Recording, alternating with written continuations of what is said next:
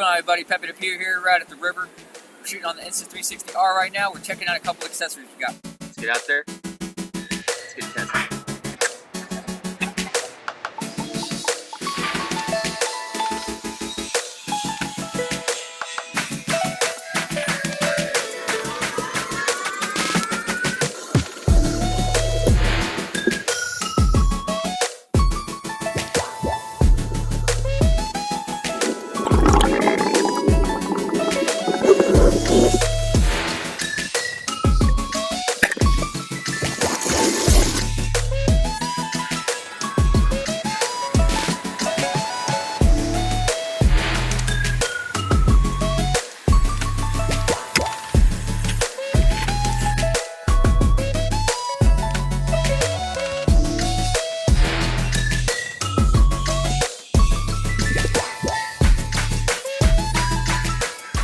What's going on, everybody? Pepe the Pew here, right at the river. We're shooting on the Insta360R right now. We're checking out a couple accessories we got for it. We have the Aftermarket boosted battery dive housing. Now this has your standard lenses. It does take an alright split shot when you use one lens. We got some cool shots where I stuck half the camera in the water and half the camera out of the water. And you can get almost like a 4-level split shot if you stick it half in the water, half out of the water, and at a weird angle. You can kind of get a weird staging thing. It doesn't quite stitch together perfectly. That's why I got the Insta360 dive case. Opens up like you would imagine. Standard clip up. Nice seal on the bottom. Overall construction is very nice. It does come with inserts that you can stick in there to keep humidity out. We're going to try and mitigate before we start shooting, so you don't have fogging issues. The bottom has a metal insert in there that's secured in by screws and will not bottom out if you run that all the way up into it or your selfie stick. It also sits flat on surfaces, which makes it handy for setting up and leaving on the bottom of pools or other containers, unlike the boosted battery one, where you have to put a tripod on it or lay it on its side. The dive case comes with your standard mounts for a selfie stick option on the bottom, your standard camera mount on the bottom, and it also comes with an adjustable GoPro style mount. It has a lock nut on the bottom, so that way you can clock the dome at different positions depending on what type of equipment you're shooting with.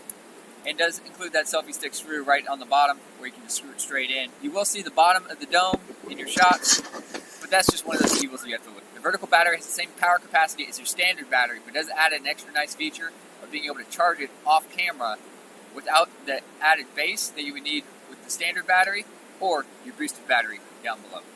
The boosted battery and case do have an extra bonus feature of being twice the standard battery capacity.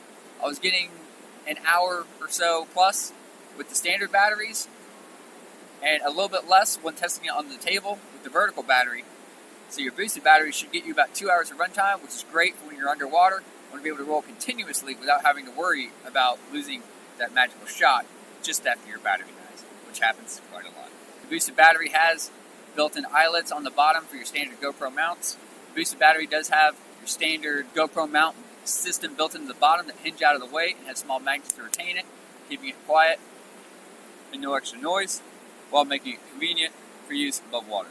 The camera itself comes with a nice cloth bag, which will be handy for storage or for making sure you don't beat it up on the way to that dive location. Both cases come with inserts.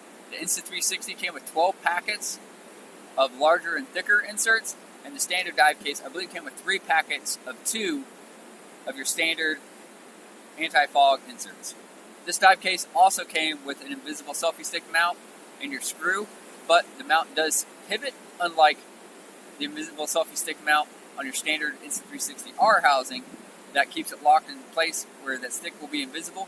You will be able to see the stick if you do not have it straight up and down. I'm going to stick the camera underwater, maybe stick it on the bottom in a couple spots, give that a nice slow rotation, let you guys see the lines, let you guys see how everything matches up on the different settings.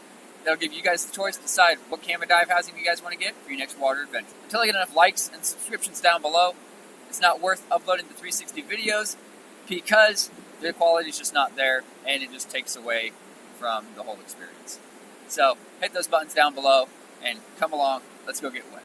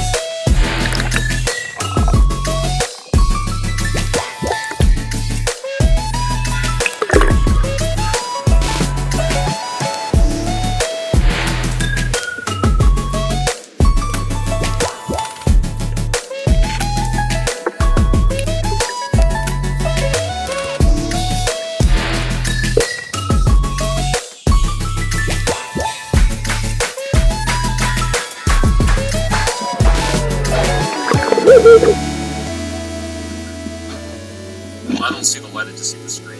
And I heard the beep when I hit the record button.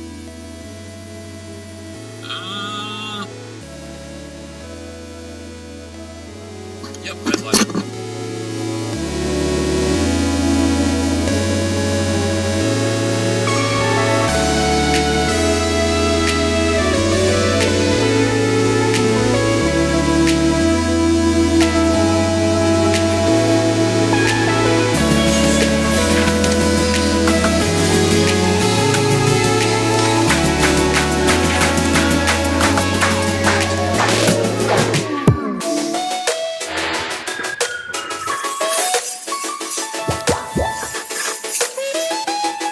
That was rude. So we've been using this camera for a little bit now, trying it out, seeing if there's any bugs. We have had a couple where when it was in a dive housing, it kept bringing up a pro tip that you had to touch the touchscreen in order to get it to go away, but you couldn't touch the touchscreen because it's in a dive case. And it would pop this up about 5 to 10 seconds after it was supposed to record. It would stop recording and bring up this pro tip. It's the overheating factor. So at one point it shut off at 16 minutes and 1 second while we were hiking down a hill. We lost the rest of the footage that we're going to be shooting underwater while using it strapped to the back of my dive tank. And so our only guess is that it overheated and just stopped recording because there was no other real justification for why it shut off. Another issue is once I spin this camera around, you'll see just in the center of the screen there's a slightly fuzzy area. That's condensation that got on the inside of the lens. Now it does seem like it comes up most once the camera's been fully hot, and mainly after the camera shuts off and starts cooling is when we notice most of the condensation. Whether it's in a dive housing, it seems to always pull moisture out of somewhere after it shut off, or just today is when I started noticing condensation on the inside of the lens. So there's no wiping it off. It is actually on the inside of the camera. So I'm guessing these aren't nitrogen purged. I'm going to email Insta360 and see if we can find some sort of a resolution to it, or if that's just a defective dual camera lens. If I can send it back, or they'll send me a new one, and see how exactly that all goes. Stay tuned for updates on my Instagram on that, and we'll see if we can get that resolved or what they say. They did come with a bag that you could put everything in with some desiccant packets to try and pull any moisture out of there, but I believe that was more for the outside of the lenses, but maybe I just misread that information, and since it is a module system, you can get moisture on the inside of the lens. Whiskey approves of the camera and tries to lick it. The Insta360 took 4 ounces with the dive case to sink, an ounce with the selfie stick in the dive case, and the boosted battery sank to the bottom. Thanks for staying tuned all the way in. I'm Pepe the Pew, and we will catch you guys on the next adventure.